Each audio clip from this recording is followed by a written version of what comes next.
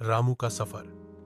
गरीबी से अमीरी तक एक छोटे से गांव में रामू नाम का एक मेहनती और नेक दिल इंसान रहता था। वह इतना गरीब था कि 2 वक्त की रोटी भी बड़ी मुश्किल से जुटा पाता था।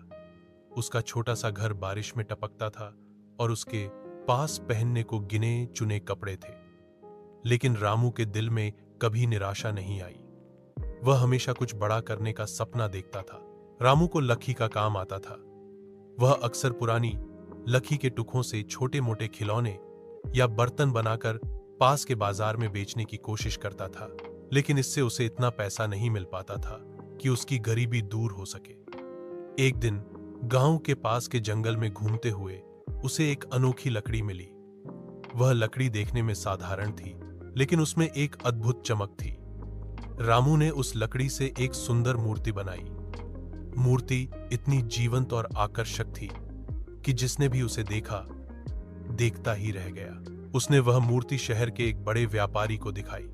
व्यापारी रामू की कला से इतना प्रभावित हुआ कि उसने रामू को अपनी वर्कशॉप में काम करने का प्रस्ताव दिया। रामू ने यह अवसर तुरंत स्वीकार कर लिया। शहर में आकर रामू ने अपनी कला को और निखारा। वह सिर्फ मूर्तियां ही नहीं, बल्कि सुंदर फर्नीचर और नक्काशीदार कलाकृतियां भी बनाने लगा। उसकी बनाई चीजों की मांग बढ़ती गई और धीरे धीरे रामू का नाम पूरे शहर में फैल गया। कुछ ही सालों में रामू ने अपनी मेहनत और ईमानदारी से बहुत पैसा कमा लिया। उसने अपना एक बड़ा वर्कशॉप खोला, जहां उसने गांव के कई बेरोजगार युवकों को काम दिया। उसने गांव में एक स्कूल और एक अस्पताल भी बनवाया, ताकि उसके गांव के लोगों को अच्छी शिक्षा और स्वास्थ्य सुविधाएं मिल सके। रामू अब एक बहुत ही अमीर आदमी था, लेकिन उसने अपनी जड़ों को कभी नहीं भुलाया।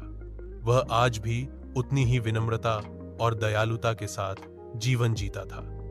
उसकी कहानी गांव के हर बच्चे के लिए प्रेरणा बन गई कि अगर इंसान में लगन और मेहनत हो तो गरीबी उसकी राह में कभी बाधा नहीं बन सकती।